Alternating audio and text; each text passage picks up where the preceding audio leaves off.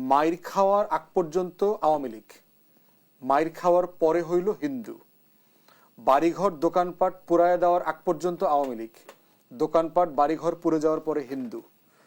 পালায়া যাওয়ার আগ পর্যন্ত আওয়ামী লীগের নেতা, সীমান্তের ওই পারে চলে গেছে হিন্দু।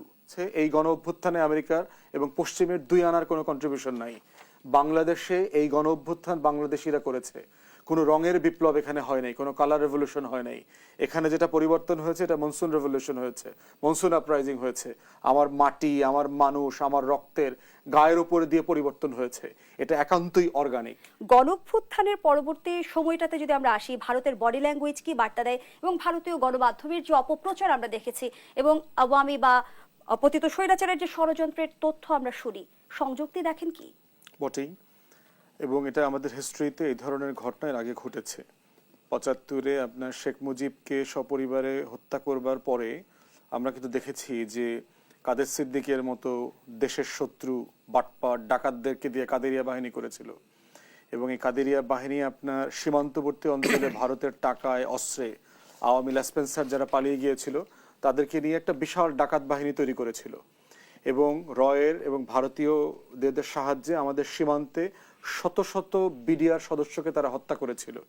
এবং এটার প্রতিবাদেই কিন্তু আপনার ভিলেজ ডিফেন্স ফোর্স যেটা ভিডিএফ তৈরি করে প্রেসিডেন্ট জিয়াউর রহমান, এবং ওই প্রতিষ্ঠানটাকে দিয়েই আপনার গ্রামে আমাদের ইউথদেরকে ট্রেন করা হয় এবং আমাদের সীমান্ত রক্ষা করা হয়, এলাকার যারা মহল্লাবাসী আছেন তাদের নিরাপত্তা দেওয়া হয়।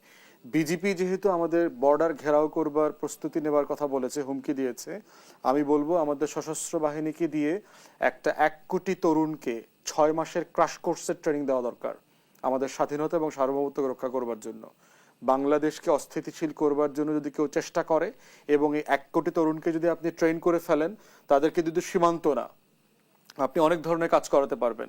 ডিজাস্টার, ফ্লাড, ঘূর্ণিঝড়, এরপর হচ্ছে ট্রাফিক ম্যানেজমেন্ট থেকে শুরু করে অনেক ধরনের কাজে, রাষ্ট্রীয় কাজে তাদেরকে এঙ্গেজ করতে পারবেন।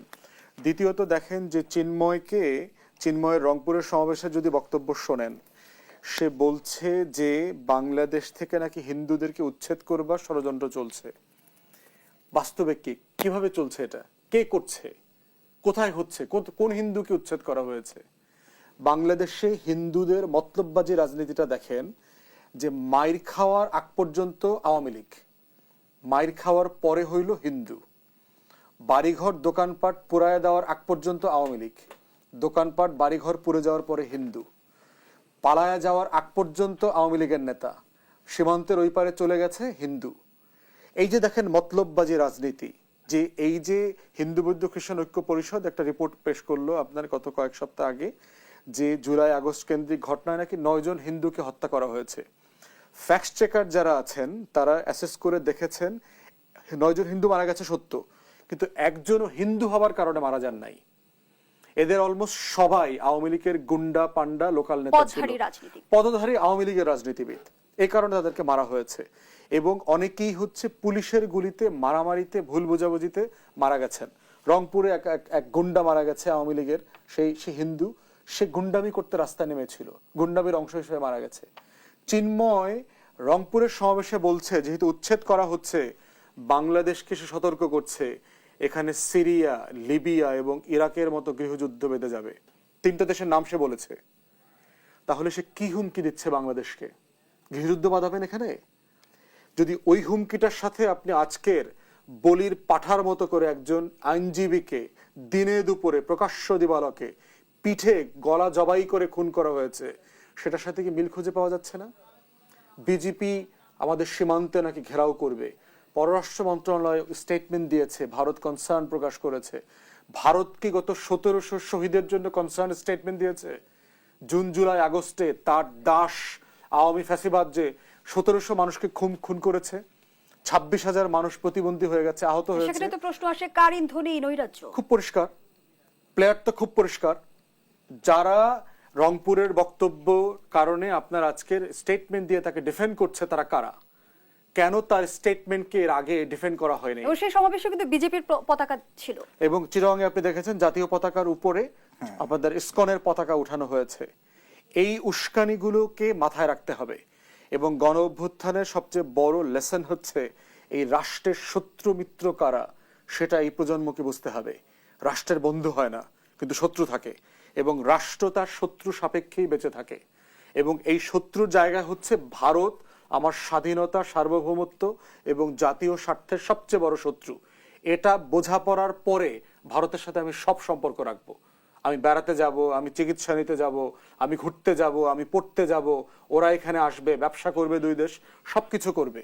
কিন্তু শত্রু রাষ্ট্র এটা বুঝে করতে হবে। এবং এইটার জায়গার উপরে ভিত্তি করে, এই থ্রেট পারসেপশনের উপরে ভিত্তি করে বাংলাদেশের আগামী রাষ্ট্র বিনির্মাণের সংস্কার পরিবর্তনের যে লড়াই, সেই লড়াইগুলো করতে হবে।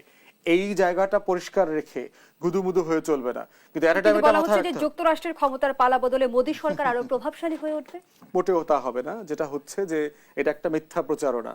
এর আগেও তো ট্রাম্পের কাছে গিয়ে প্রিয়া সাহা বলেছিল যে বাংলাদেশে নাকি 3.5 কোটি হিন্দুদেরকে পারসিকিউট করা হচ্ছে, অত্যাচার নির্যাতন করা হচ্ছে। সংখ্যালঘু নিয়ে এবারও কিন্তু ট্রাম্প নির্বাচনের তখন আগে বলেছে ট্রাম্পের পোস্ট আমরা বাংলাদেশ দেখেছিলাম। কোথায়।